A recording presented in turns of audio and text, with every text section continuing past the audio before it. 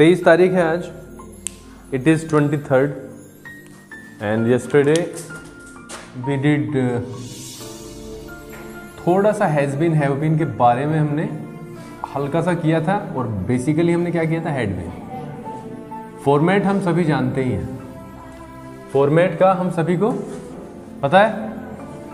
हमने एक क्वेश्चन किया अगर हाउ लॉन्ग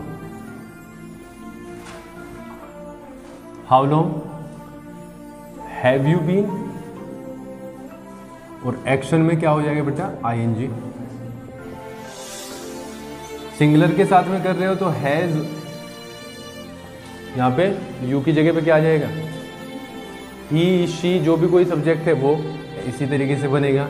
एंड अगर पास्ट में कर रहे हो तो हैड बीन। ठीक है, ये वो क्वेश्चंस पूछे जाने हैं जिसमें आपको लगता है कि जो काम है बेटा उधर ध्यान रखना है ध्यान से, ये नीचे देखने से क्या क्या पता चलेगा। ये वो क्वेश्चंस हैं जब हमें ये पता है कि काम की ड्यूरेशन है कुछ, यानी काम बहुत देर से हो रहा था। कल हमने एक और चीज की, थोड़ा सा पैराग्राफ किया और आपको करने के लिए दिया भी था। ठीक है,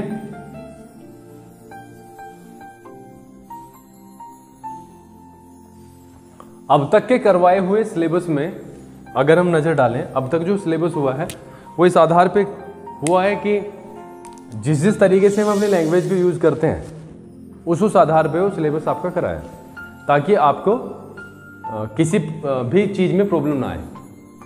धीरे धीरे जैसे जैसे हम आगे बढ़ रहे हैं वैसे वैसे हमारा रोज प्रतिदिन के आधार पे एक चीज हो ही जा रही है।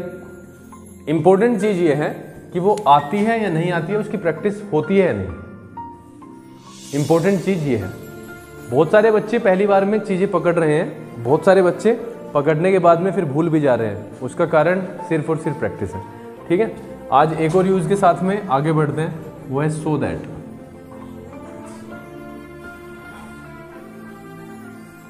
सो दैट, और बीच में एक आध यूज अगर इसमें आएगा तो फिर उसे भी करेंगे।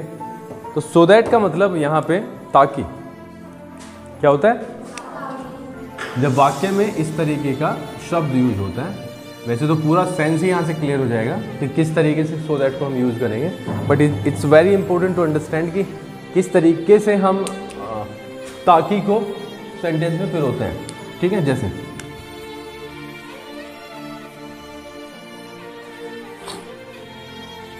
वह सुबह जल्दी उठता है ताकि ट्रेन पकड़ सके। इस तरीके का फॉर्मेट होगा, इस तरीके के शब्दों के साथ में हम अब इस चीज की प्रैक्टिस करने वाले हैं। तो दूसरा भी सेंटेंस लिख लेते हैं, चलो।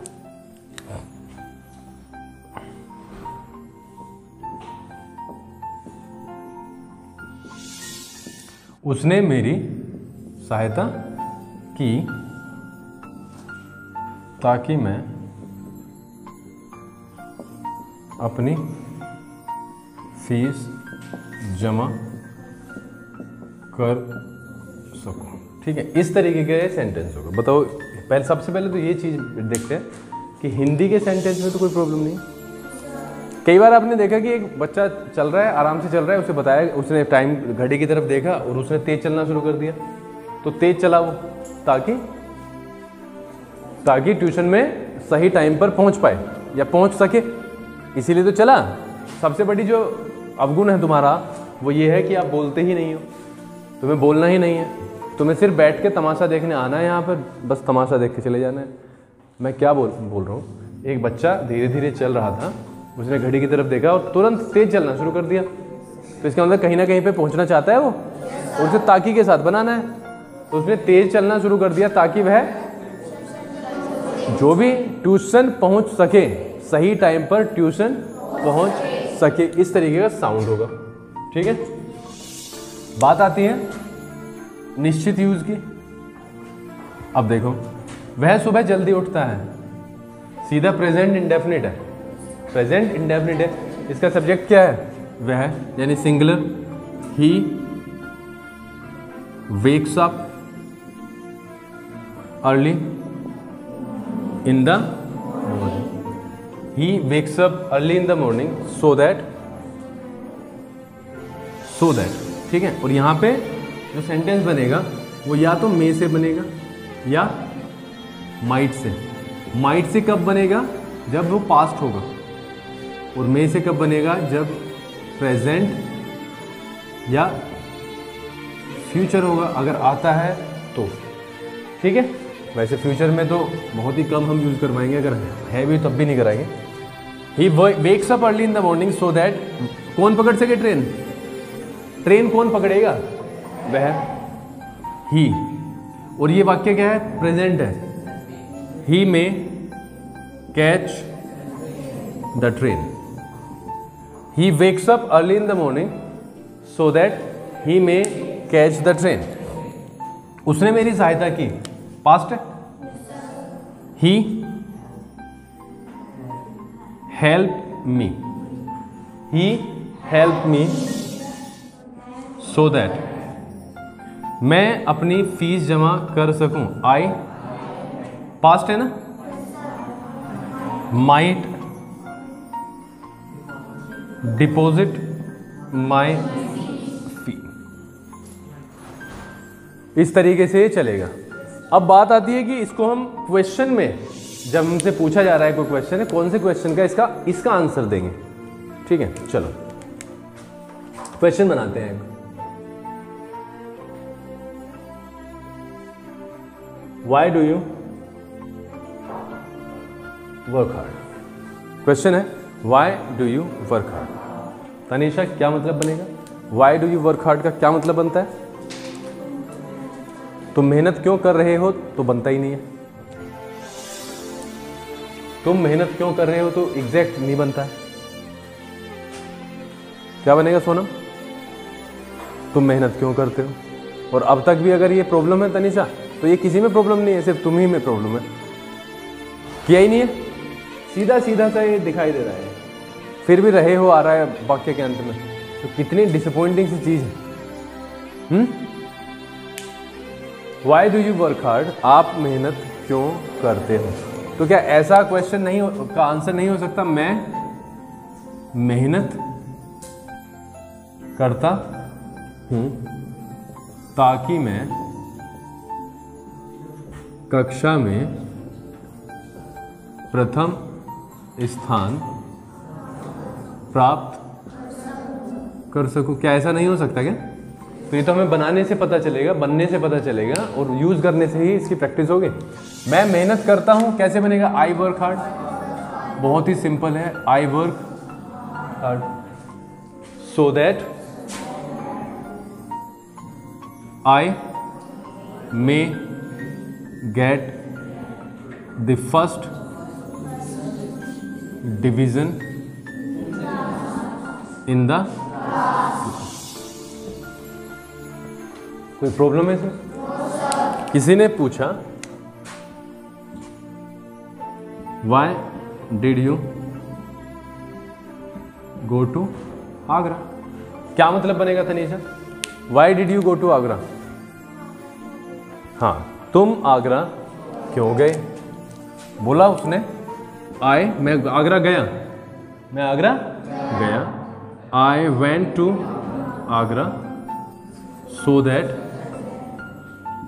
आई माइट क्यों लगाया? क्योंकि ये क्या है? Past. I might see the Taj Mahal. I hope इतनी चीज क्लियर होगी। बता, कोई प्रॉब्लम हो तो? नहीं है ना?